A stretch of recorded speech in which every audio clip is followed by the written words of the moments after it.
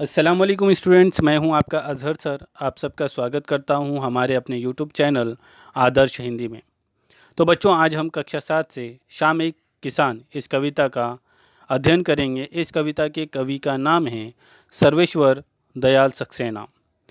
तो कविता का अध्ययन आरंभ करने से तत्पूर्व हम कविता के कवि का जीवन परिचय देखेंगे। तो चलिए चलते हैं हमारे कवि के जीवन परिचय की ओर। पूरा नाम सर्वेश्वर दयाल सक्सेना है। जन्म 15 सितंबर 1927। इनकी जन्मभूमि है ज़िला बस्ती, उत्तर प्रदेश। मृत्यु 23 सितंबर 1983 को हुआ और इनका मृत्यु स्थान था नई दिल्ली, अर्थात वहाँ पर उनका मृत्यु हुआ था।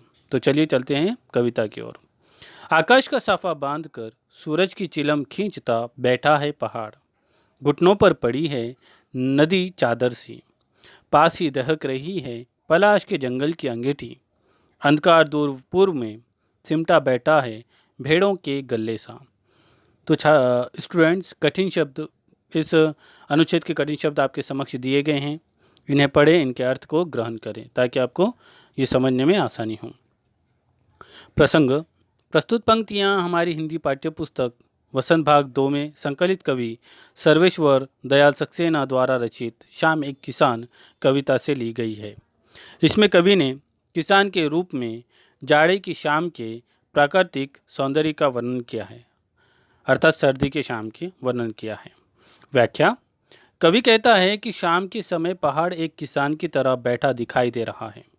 वह अपने सिर पर आकाश की साफे की तरह बांधे हुए हैं तथा सूर्य को चिलम की तरह पीता हुआ लग रहा है।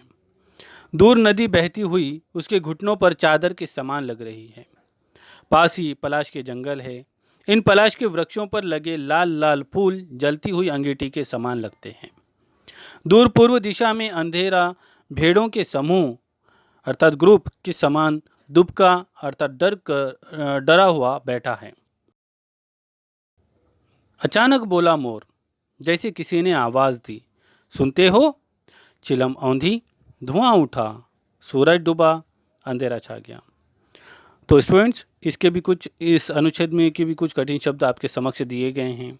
इन कठिन शब्दों को अर्थ को पढ़ें और उनके अर्थ को ग्रहण करें ताकि आपको इस अनुच्छेद को समझने में आसानी हो। तो चलिए चलते हैं प्रसंग की ओर। प्रसंग। प्रस्तुत पंक्तियाँ हमारी हिंदी पाठ्यपुस्तक वसंत भाग 2 में संकलित कवि सर्वेश्वर दयाल सक्सेना द्वारा रचित शाम एक किसान कविता से ली गई हैं। इसमें कवि ने शाम की सुंदरता का वर्णन किया है, अर्थात इवनिंग टाइम का वर्णन किया गया है। व्याख्या। कवि कहता है कि शाम का दृश्य शांत था। अचानक मोर बोल पड़ा, अर्थात वहाँ पर शाम का दृश्य था, शाम थी, शांतता बहुत थी, तो अचानक उसमें मोर की आवाज़ आई। ऐसा लगा जैसे किसी ने सुनते हो की आवाज़ लगाई हो।